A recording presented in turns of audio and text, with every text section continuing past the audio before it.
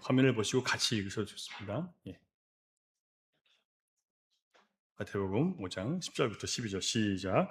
의를 위하여 박해를 받은 자는 복이 있나니 천국이 그들의 것입니다. 나로 말미암아 너희를 욕하고 박해하고 거짓으로 너희를 거슬러 모든 악한 말을 할 때에는 너희에게 복이 있나니 기뻐하고 즐거워하라. 하늘에서 너희의 상이 큽니다. 너희 전에 있던 선지자들도 이같이 박해하였느니라. 아멘. 굉장히 멋있게 또 흥미있게 그리고 즐겁게 시작했던 호산나가 나중에 아주 차가운 표정의 한 남자로 인해서 분위기가 완전히 다 바뀌어버렸습니다. 그가 한 말 기억나세요? 구경 한번 잘했네. 그리고 손에 쥐고 있던 한순간 열렬하게 흔들었던 종려나무 가지를 땅에 집어 던집니다. 그리고 버려진 종려나무 가지는 사람들의 발에 짓밟히게 될 것입니다. 무슨 의미인지 아시겠습니까? 모르시는 분들은 옆에 계신 분들에게 질문해 보세요. 이 의미를 아셔야 돼요. 예. 여러분, 호산나는 어떤 의미인가요? 호시아, 호시아, 구원하소서. 나, 제발, 부디, 지금, 이런 뜻입니다. 호산나는 주여, 제발 지금 저희를 구원해 주십시오. 그런 의미예요. 예수님께서 예루살렘에 나귀를 타고 입성하시는데 사람들은 예수님을 다윗의 자손이라고 부릅니다. 다윗의 자손으로 오실 메시아에 대한 성경의 약속들을 그들이 알고 있었다는 얘기고 또한 예수님을 메시아로 인정했다는 뜻입니다. 백성들의 환호와 부르짖음은 겉으로 볼 때는 뜨거운 신앙 고백처럼 들려요. 그런데 왜 왕으로 환영받고 입성하셨던 예수님께서 단 며칠 만에 증오와 미움과 제거의 대상이 되셨을까요? 죽이고 싶은 사람이 된 거예요. 예수님은 사람들이 원하는 세상 방식의 왕으로 세상을 구원하러 오신 것이 아니었어요. 그래서 그 남자가 저런 초라한 사람이 과연 우리를 구원할 수 있겠어라고 조소했던 것이 정확하게 그런 의미예요. 그들은 강력한 군대의 힘으로 메시아가 찾아와서 로마를 정복하고 그들에게 자유와 해방을 줄 것으로 기대했습니다. 다윗의 후손이 오면 그들에게 경제적인 부와 세상을 통치하는 권세를, 권력을 주실 정치적 메시아로 기대했던 거예요. 하지만 하나님께서 아들을 보내신 것은 자기 백성을 그들의 죄에서 구원하시기 위해서라고 말씀하십니다. 그래서 이스라엘 백성들은요, 자기들의 기대와 소원을 이뤄주지 않는 메시아라면 더 이상 그들의 왕이 될 수 없다고 생각한 겁니다. 저와 여러분은 어떠합니까? 많은 사람들이 죄의 구원을 위해서 교회를 나오는 게 아니라 제일 중요한 것은 죄에서 구원받는 이게 근본적인 문제예요. 그런데 가난과 기근과 전염병과 두려움과 세상의 실패와 낙오와 무시당함과 소외당함과 공격당함 이런 것들을 더 큰 문제라고 생각하는 거예요. 사실 우리 삶의 대부분의 문제들은 우리의 연약함을 드러나게 해서 우리 마음을 겸손하게 만들어서 내 영혼을 주님께 향하게 할 수 있는 영적으로 유익하게 하기 위한 것들이 더 많습니다. 그런데 이 땅에서의 평화와 번영과 성공은요, 사람들의 영혼을 무뎌지게 만들어요. 하나님보다 세상 것들을 더 사랑하고 의지하고 즐거워하고 기뻐하게 만듭니다. 그래서 억눌림과 가난과 핍박과 고통당하는 사람들은요, 늘 뭐라고 얘기하냐면 빨리 주님이 오시기를 바랍니다라고 얘기해요. 그런데 온갖 부귀 영화 누리는 사람은요, 예수님이 빨리 오실까 봐 더 걱정해요. 여러분들은 어떠십니까? 예수님이 빨리 오실까 봐 걱정이 되세요? 아니면 빨리 오시기를 바라십니까? 그런데 그렇게 바라는 이유는 무엇인가요? 세상의 것이 있고 없음으로 인한 것입니까? 여러분의 기대와 소원이 만족되고 안 되고에 따라서 그런 마음이 생기십니까? 오히려 신자에게 주어지는 적당한 고난과 어려움이 우리로 하여금 영적으로 깨어있게 만들 수 있어요. 그러므로 문제와 고난으로 인해서 하나님을 찾아 나오고 기도할 수밖에 없는 삶으로 저와 여러분을 이끄시는 하나님께 여러분 감사할 줄 아셔야 됩니다. 문제가 없는 게 감사가 아니고요. 문제와 고난과 환난이 있어서 하나님께 엎드릴 수 있는 것이 감사의 조건이어야 된다는 거예요. 자, 그렇다고 해서 우리가 늘 환난과 박해와 가난과 전쟁과 기근 속에 살아야 된다는 의미는 절대 아닙니다. 예레미야 29장 11절 말씀 보면 시작. 여호와의 말씀이니라 너희를 향한 나의 생각을 내가 아나니 평안이요 재앙이 아니니라 너희에게 미래와 희망을 주는 것이니라. 지금 재앙이 아니라 평안이래요. 그런데 우리가 미래와 희망, 그러니까 하나님께서 주실 영원한 나라와 또 하나님의 나라를 이루어가는 그런 소망과 희망이 아니라 이 땅에서 잘 먹고 잘 사는 것에 대한 희망밖에 없기 때문에 주님이 우리의 이것을 부수시고 저 하나님께서 약속하신 것들을 향해 가도록 우리에게 재앙과 재난을 허락하신다는 의미예요.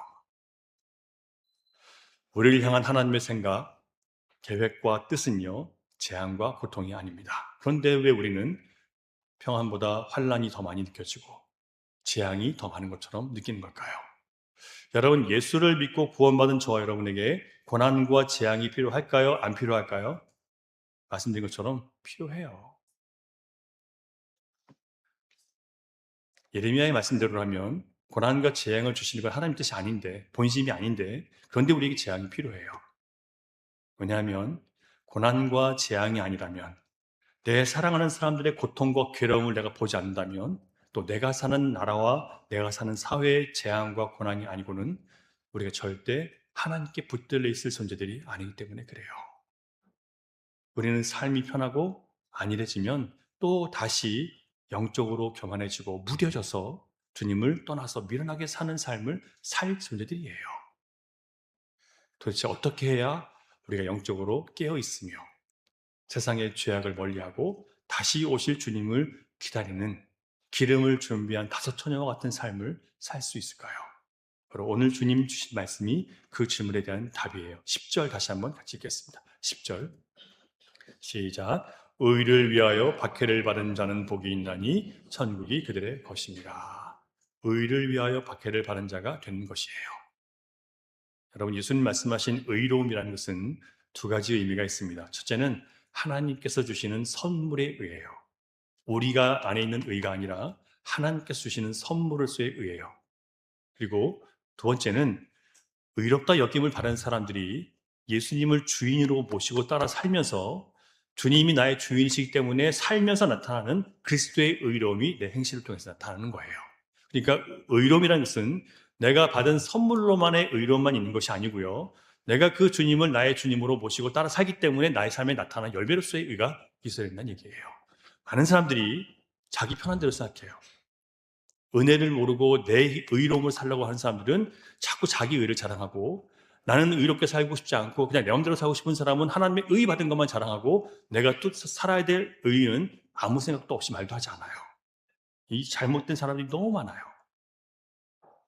예수님 시대에도 가짜 의인들이 많았습니다. 사두개인들처럼 로마에 타협해서 거짓 평화를 만들어 놓고 뻔뻔하게 우리가 이룬 이 평화가 의로운 것이다라고 착각합니다.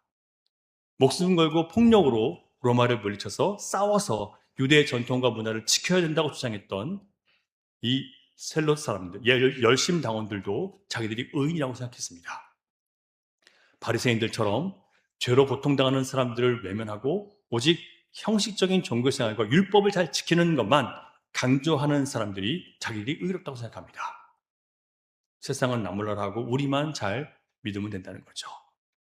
그런데 예수님이 말씀하신 하나님의 의는 사람들이 각자 만들어낸 그들이 자랑하는 모든 의로움을 다 쓸모없게 만들어 버리신 거예요. 왜요? 하나님 말씀하시는 의는 오직 예수 그리스도를 믿음으로 죄사함 받은 자들에게 선물로 주어진 의로움이란 말이에요.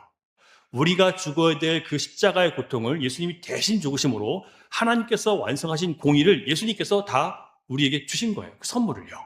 그러니까 우리 그 십자가의 고통을 우리가 죽으심과 부활하심과 죄사함을 우리가 믿음으로 인해서 우리가 의롭게 된 것이 우리 안에 있는 의로움을 얘기하는 게 아니에요.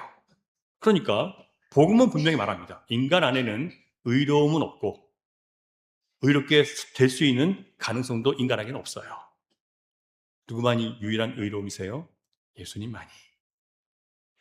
이 복음은 자기들이 죄인이 아니라고 생각하는 사람들에게 뭐가 될까요? 아픈 책망이 되고 공격이 됩니다. 내가 왜 죄인이 아니야? 내가 왜 의인이 아니야? 내가 왜 죄인이냐라고 기분이 나빠요. 복음은 그래요. 이 복음은 자기들이 죄인이라고 고백하는 자들에게는 하늘의 기쁨이며 은혜요 영광이지만 자기들이 의롭다 여기던 사람들에게는 모욕이고 불쾌하게 하는 그런 말씀이에요. 왜 그토록 선하신 예수님이, 그렇게 온유하고 아름다운 예수님이 미움을 받으셨습니까? 왜 제자들과 사도 바울이 그렇게 사람들에게 미움받고 박해받고 모욕당하고 모함을 받아야 됐을까요? 바로 인간이 스스로 만들어낸 모든 의와 그 의 안에서 자기를 자랑하는 것을 다 파괴하는 하나님의 의, 오직 예수 그리스도로 말미암아 없는 선물로 받는 의를 전했기 때문에 그들은 그렇게 미움을 받는 거예요. 왜? 스스로 의롭다고 여기는 사람들 다 순교당하고 말았습니다. 여러분, 의롭다 여김을 선물로 받은 자들이 이제 세상에서 복음으로 세상과 충돌하게 될 때 박해를 받게 되는 것입니다. 이것이 바로 의를 위하여 박해를 받는 성도예요. 세상 모두가 죄를 죄가 아니라고 할 때, 하나님께서 죄라고 하신 것을 우리가 죄라고 선포할 때 어떻게 될까요? 미움받아요. 사람들이 나에게 한때는 호의와 친절을 베풀었는데 우리가 죄를 죄라고 선언하는 순간, 한순간에 그들의 호의와 친절은 미움과 분노와 조롱과 박해로 돌변하게 됩니다. 이것을 박해라고 하는 거예요. 그럼에도 불구하고 예수 그리스도만이 유일한 하나님의 의라고 선포하고 세상과 싸우며 타협하지 않고 그의 의를 위해 살기 위해서 기도하며 몸부림치며 사는 사람들이 자신이 천국에 속해 있음을 실제로 경험하며 살게 되는 거예요. 그들이 바로 그리스도의 향기이고 세상의 빛과 소금이며 그리스도의 편지라고 불려질 수 있는 사람들입니다. 11절 볼게요. 시작. 나로 말미암아 너희를 욕하고 박해하고 거짓으로 너희를 거슬러 모든 악한 말을 할 때에는 너희에게 복이 있나니. 예수님은 나로 말미암아 너희가 욕을 먹고 박해받고 사람들이 너희를 적대해서 악한 말을 할 때 복이 있다고 말씀하십니다. 여기서 복이 있다는 말의 뜻은 예수 그리스도로 인해서 구원받아 하나님의 자녀가 되었고 그분의 사랑과 호의 안에 있다는 뜻이에요. 아니, 그분의 사랑과 호의 안에 있는 사람들이 욕을 먹어야 돼요? 가난해야 돼요? 박해를 받아야 돼요? 왜? 내가 스스로 가난해지는 거예요. 스스로 내 부를 자랑하고 사는 게 아니라 스스로 나를 가난하게 만들어서 다른 사람들 부유하게 만드는 거예요. 이게 여러분 예수님께 보여주신 의의란 말이에요. 어떻게 사시겠습니까?